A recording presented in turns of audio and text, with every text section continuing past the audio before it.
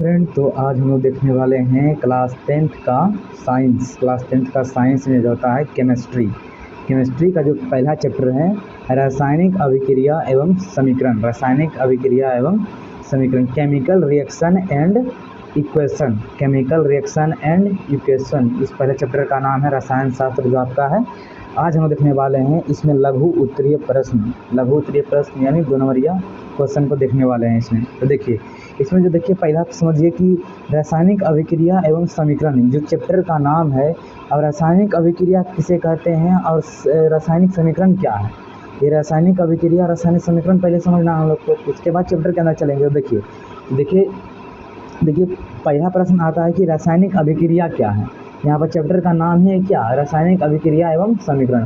तो हम लोग को पहले चैप्टर के बारे में जाना पड़ेगा। तो देखिए रासायनिक अभिक्रिया, अब बोले कि रासायनिक अभिक्रिया क्या है। देखिए रासायनिक अभिक्रिया, प्रश्न एक बन जाता है कि रासायनिक अभिक्रिया क्या है या रासायनिक अभिक्रिया किसे कहते हैं। देखिए तो आपको बोलना है क्या रासायनिक अभिक्रिया क्या है। देखिए जब कोई पदार्थ अकेले ही या किसी अन्य पदार्थ के साथ क्रिया करके, देखिए पहले कोई पदार्थ इसमें कौन सा होता है, इसमें ज़्यादा परमाणु होता है पदार्थ। जब हम लोग केमिस्ट्री पढ़ रहे हैं तो इसमें पदार्थ क्या होगा, ऐसा नहीं है कि कोई वस्तु पदार्थ होगा, ऐसा नहीं है। इसमें एक परमाणु यानी एटम पदार्थ होता है। इसमें कौन सा होता है, एटम पदार्थ होता है रसायन शास्त्र में।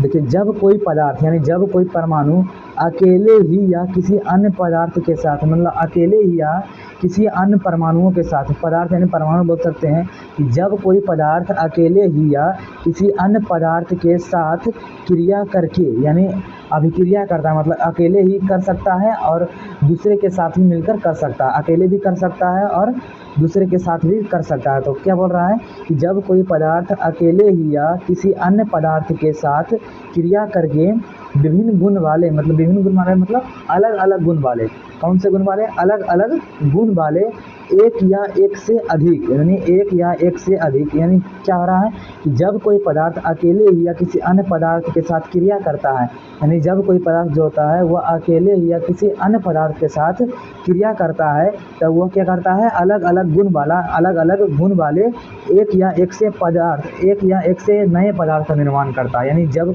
अभिक्रिया करता है तो क्या प्राप्त होता है, अलग अलग गुण वाले, मतलब अलग अलग गुण का पदार्थ हम लोग को पदार्थ का निर्माण होता है। यानी हम लोग को नए नए पदार्थ का निर्माण होता है। तब वह प्रक्रिया रासायनिक अभिक्रिया कहलाता है।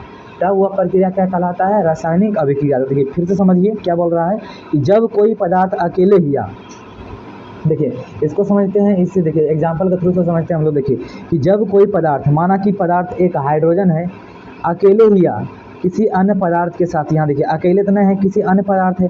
अन्य पदार्थ का नाम क्या है, क्लोरीन है। यहाँ पर क्या है, जब कोई पदार्थ अकेले ही या, यहाँ माना कि एक पदार्थ हाइड्रोजन है और एक पदार्थ क्लोरीन है, 2 पदार्थ हम लोग माने हैं। देखिए अकेले ही या पदार्थों से क्रिया करके, ये दोनों क्या कर रहा है, क्रिया कर रहा है। ये दोनों मिलकर क्या कर रहा है, क्रिया कर रहा है। तो क्रिया करके विभिन्न गुण वाले, मतलब अलग गुण का देखिए क्या बनाया है, अलग गुण वाले एक या एक से नए पदार्थ बनाया है। तो यहाँ पर कितना पदार्थ बना है, एक पदार्थ बना है। ये यहाँ पर कितना पदार्थ बना है, एक पदार्थ बना है। यानी जब दो पदार्थ आपस में क्रिया करके एक नए पदार्थ का निर्माण करता है तो वह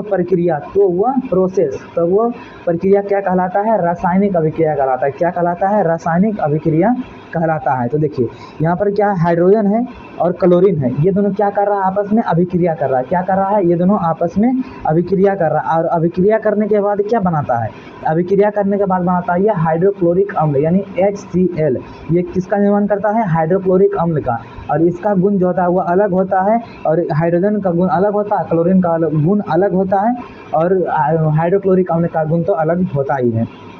ये समझ गए आप। देखिए दूसरा एग्जाम्पल क्या है कि CaCO3, यहाँ पर क्या है, जब कोई पदार्थ अकेले ही है, यहाँ पदार्थ क्या है, अकेला है। यहाँ पर पदार्थ क्या है, अकेला है ना, यहाँ पर पदार्थ क्या है, अकेला है। तो यहाँ पर क्या होगा, जब कोई पदार्थ अकेले ही या, यहाँ पर पदार्थ अकेला है, किसी अन्य पदार्थ के साथ क्रिया नहीं कर रहा है क्रिया, तो विभिन्न गुण वाले एक या एक से अधिक पदार्थ का निर्माण करता है। देखिए अकेले ही ये पदार्थ है, तो यह पदार्थ जो है अकेले ही क्रिया करके, तो क्या दो या दो से अधिक, दो या दो से अधिक है, दो से अधिक है। यहाँ क्या है, एक से अधिक पदार्थ का निर्माण कर रहा है, दो पदार्थ का निर्माण कर रहा है, यानी अकेले ही क्रिया करके क्या कर रहा है, दो पदार्थ का निर्माण कर रहा है, दो पदार्थ का निर्माण कर रहा है, तब वह प्रक्रिया क्या कहलाता है, तब वह प्रक्रिया क्या कहलाता है, रासायनिक अभिक्रिया कहलाता है। क्या कहलाता है, रासायनिक अभिक्रिया कहलाता है। तो आशा करते हैं कि आपको रासायनिक अभिक्रिया आपको अच्छी तरीके से समझ में आ गया होगा, और इसका एक पहला एग्जाम्पल और दूसरा एग्जाम्पल को आपको याद रखना है। क्या करना है, याद रखना है। अब देखते हैं, देखिए रासायनिक अभिक्रिया हो गया, देखिए क्या है रासायनिक अभिक्रिया, ये समझ गया रासायनिक अभिक्रिया क्या होता है। अब समझने वाले हैं समीकरण क्या होता है। रासायनिक अभिक्रिया में समीकरण तो है, लेकिन हम इसमें से रासायनिक अभिक्रिया जान गए हैं, लेकिन हम लोग समीकरण नहीं जाने। तो देखिए समीकरण भी देख लेते हैं हम लोग।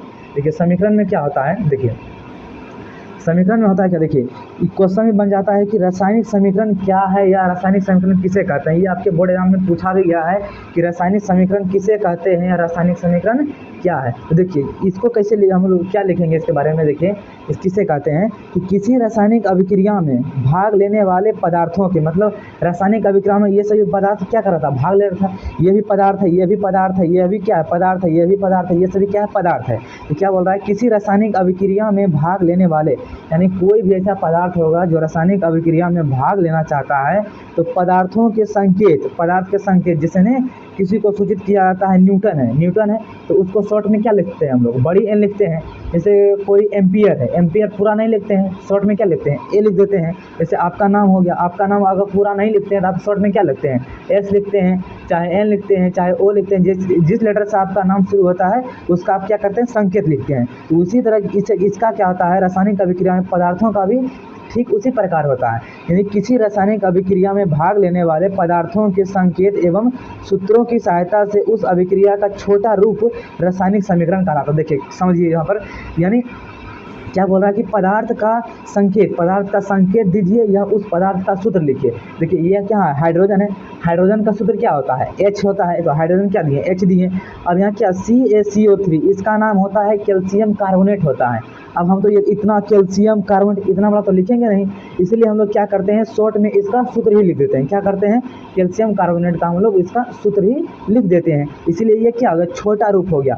अतः इसी छोटे रूप को, अतः जो हम लोग सूत्र के द्वारा लिखते हैं किसी बड़े को, जैसे इसका नाम क्या होगा, कैल्शियम कार्बोनेट, इतना बड़ा लिखा जाएगा, लेकिन हम लोग शॉर्ट फॉर्म में क्या लिखते हैं, CaCO3। ये क्या हो गया, सूत्र हो गया इसका, यानी ये क्या हो गया, रासायनिक समीकरण। तो वही बोल रहा है कि संकेत एवं सूत्रों की सहायता से उस अभिक्रिया का छोटा रूप, यानी इस अभिक्रिया का छोटा रूप क्या कहलाता है, रासायनिक समीकरण कहलाता है। देखिए किसी रासायनिक अभिक्रिया में भाग लेने वाले पदार्थ, देखिए यहाँ पर देखिए एग्जाम्पल भी ले गए हैं कि देखिए किसी रासायनिक अभिक्रिया में भाग लेने वाले पदार्थ, रासायनिक अभिक्रिया में दो पदार्थ मान के चलिए भाग ले रहा है, एक हाइड्रोजन ले रहा है और एक क्लोरीन ले रहा है। मान के दो पदार्थ हैं, लेने वाले पदार्थों के संकेत, पदार्थ का संकेत, हाइड्रोजन का सूत्र क्या होता है, H होता है, और क्लोरीन का सूत्र क्या होता है, Cl। इसीलिए हाइड्रोजन हिंदी में नहीं लिखकर उसका सूत्र क्या लिखते हैं हम लोग, H लिखते हैं, और क्लोरीन को हिंदी में नहीं लिख के उसका सूत्र क्या लिखते हैं, Cl लिखते हैं।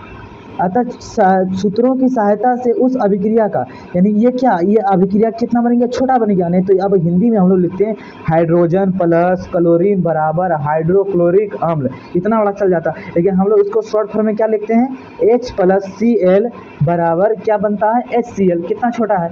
अतः इसी छोटे रूप को क्या कहा जाता है, रासायनिक समीकरण कहा जाता है। अतः इसी छोटे रूप को क्या कहा जाता है, रासायनिक समीकरण। तो देखिए एक एग्जाम्पल और है, इस एग्जाम्पल भी समझ लीजिए। क्या बोल रहा है कि रासायनिक अभिक्रिया में भाग लेने वाले दो को है पदार्थ जो भाग ले रहे हैं, ये क्या है, सोडियम, ये क्या है, हाइड्रोक्साइड, क्या है, हाइड्रोक्साइड। क्या बोल रहा है, किसी रासायनिक अभिक्रिया में भाग लेने वाले पदार्थों के संकेत एवं सूत्रों की सहायता से, ये क्या है, सोडियम का ये क्या है, Na क्या है, सोडियम का सूत्र है, सोडियम का क्या है, ये सूत्र है, और OH ये क्या, हाइड्रोक्साइड का ये सूत्र है।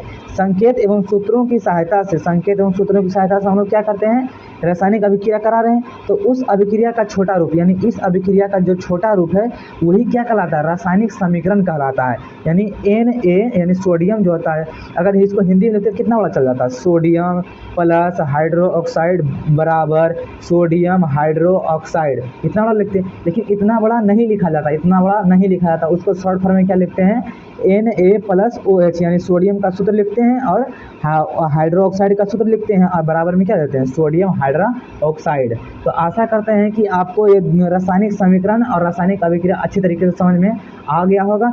अब हम लोग देखने वाले हैं अगला क्वेश्चन, देखेंगे अगले वीडियो में। जितने भी इस चैप्टर से क्वेश्चन बनेंगे सभी आपको कराएंगे क्वेश्चन बारी बारी से, तो चल बने रहिए हमारे साथ। तो तब तक के लिए जय हिंद, जय भारत।